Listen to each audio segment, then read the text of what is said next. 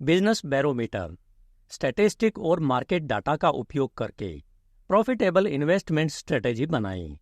लेखक Roger W बेब्सन, अनुवादक यश माकड़, Hindi audiobook.com द्वारा साल 2024 में प्रकाशित।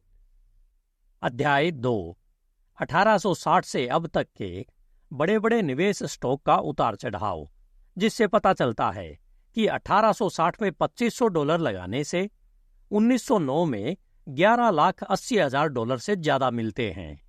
साथ वाले चार्ट में 1860 से अब तक के बड़े निवेश स्टॉक के उतार चढ़ाव दिखाए गए हैं। इसमें सिर्फ उस समय के सबसे अच्छे स्टॉक चुने गए हैं ताकि अलग अलग तरह के ट्रैफिक और देश के अलग अलग हिस्सों के स्टॉक का सही अनुमान दिखाया जा सके।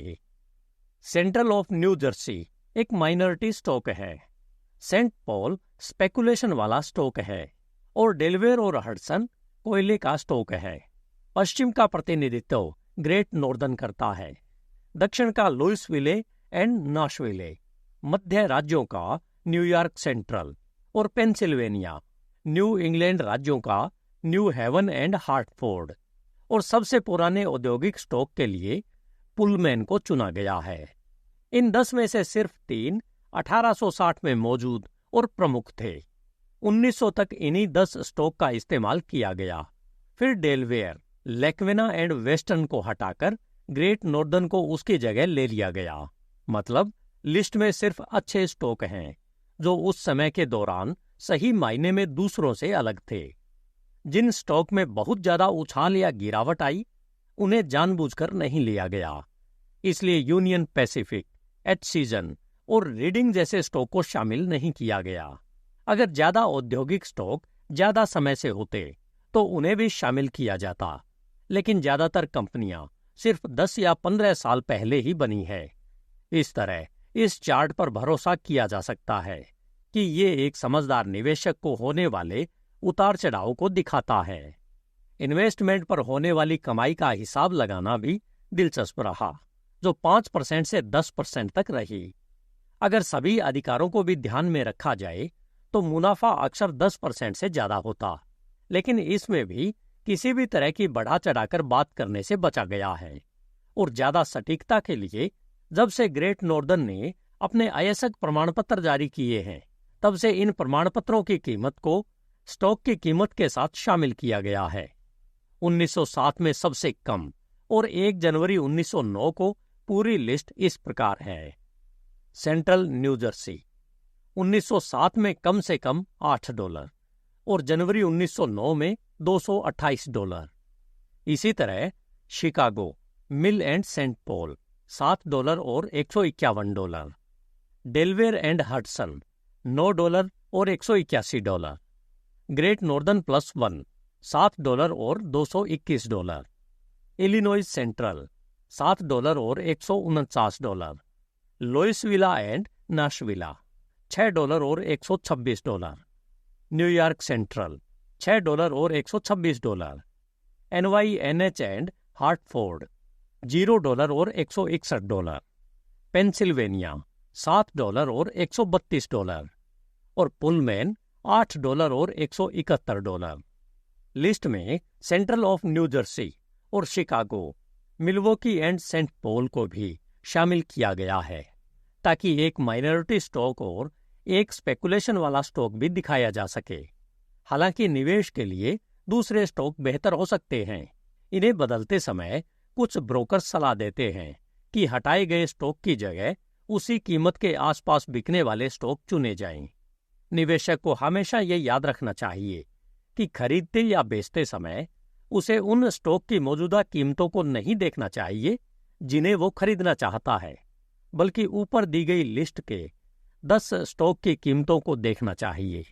ऐसा इसलिए क्योंकि उसे सामान्य हालात के हिसाब से खरीदना या बेचना चाहिए, ना कि उन स्टॉक की कीमतों से प्रभावित होना चाहिए जो उसके पास है। किसी भी अन्य 10 स्टॉक का चार्ट गुमराह कर सकता है और परेशानी पैदा कर सकता है। ऊपर दिए गए 10 स्टॉक के 1860 से अब तक के सबसे कम और सबसे ज्यादा दाम साथ वाली तालिकाओं में दिए गए हैं। पुराने स्टॉक में निवेश से मुनाफे की संभावनाएं। मान लीजिए 1860 में $2500 पिछले पन्नों में बताए गए स्टॉक में लगाए गए होते और उन्हें हर 3 या 4 साल में खरीदा और बेचा जाता, तो उस $2500 का क्या इतिहास होता, आज वो कितना हो जाता? विस्तार से इसका जवाब ये है।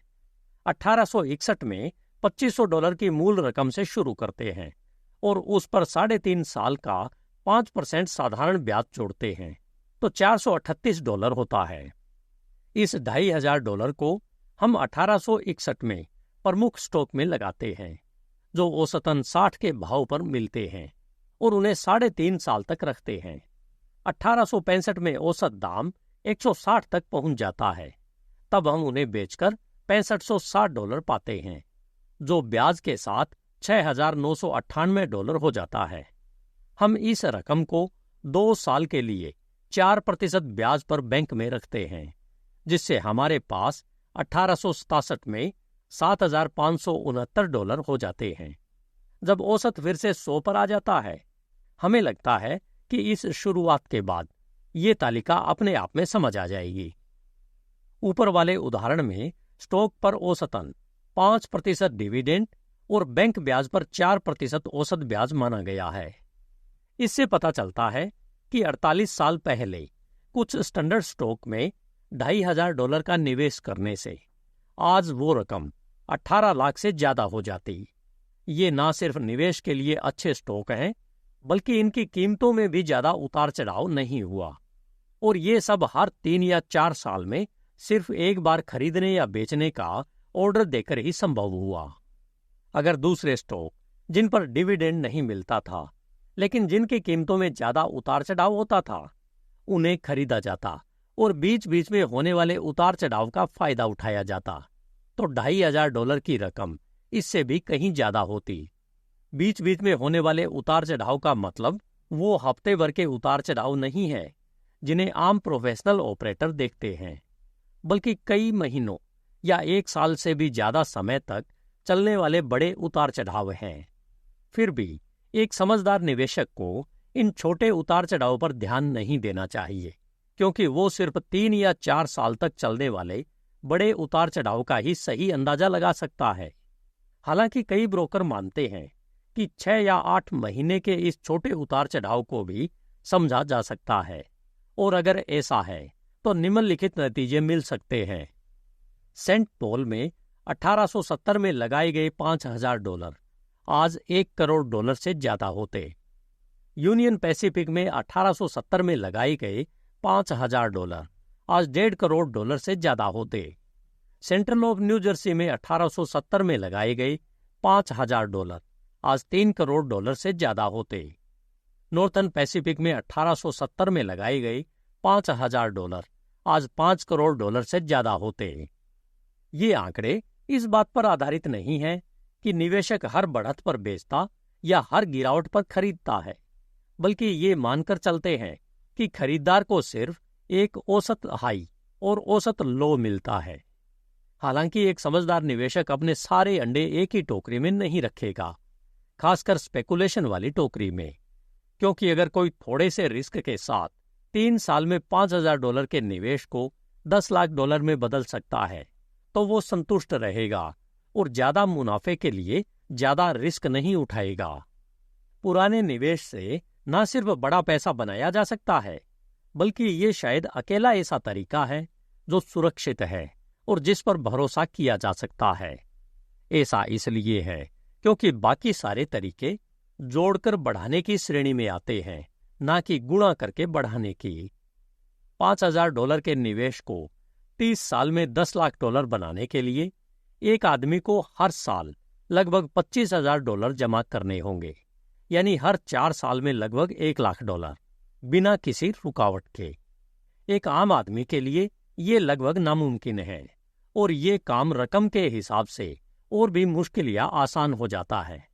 यानी $2 लाख की दौलत बनाने के लिए हर साल हजारों डॉलर बचाने पड़ेंगे, साथ ही सारा ब्याज भी जमा करना होगा, और लाखों की दौलत बनाने के लिए तो हर साल इतना पैसा कमाना होगा जितना शायद ही कोई बिना स्टॉक या बॉन्ड के कमा रहा हो। इसे इस तरह समझा जा सकता है, अगर किसी के पास सिर्फ 10 शेयर हैं जिनमें $1,000 लगे हैं, तो ये कोई बड़ी बात नहीं लगती। तो 3-4 साल में उनकी कीमत दोगुनी हो जाए और उन्हें बेचकर $2,000 मिल जाए, यानी $1,000 का मुनाफा। ऐसा इसलिए है क्योंकि हम $1,000 के बारे में सोचने के आदी हैं। लेकिन अगर उसी स्टॉक में $1,00,000 लगे हों तो वो भी $2,00,000 हो जाएंगे, जिससे $1,00,000 का मुनाफा होगा। मतलब शुरुआत में जोड़कर बढ़ाने और गुणा करके बढ़ाने में ज्यादा फर्क नहीं होता। जैसे $1,000 में 1,000 जोड़ने पर $2,000 होते हैं, वैसे ही 2 से गुणा करने पर भी होते हैं।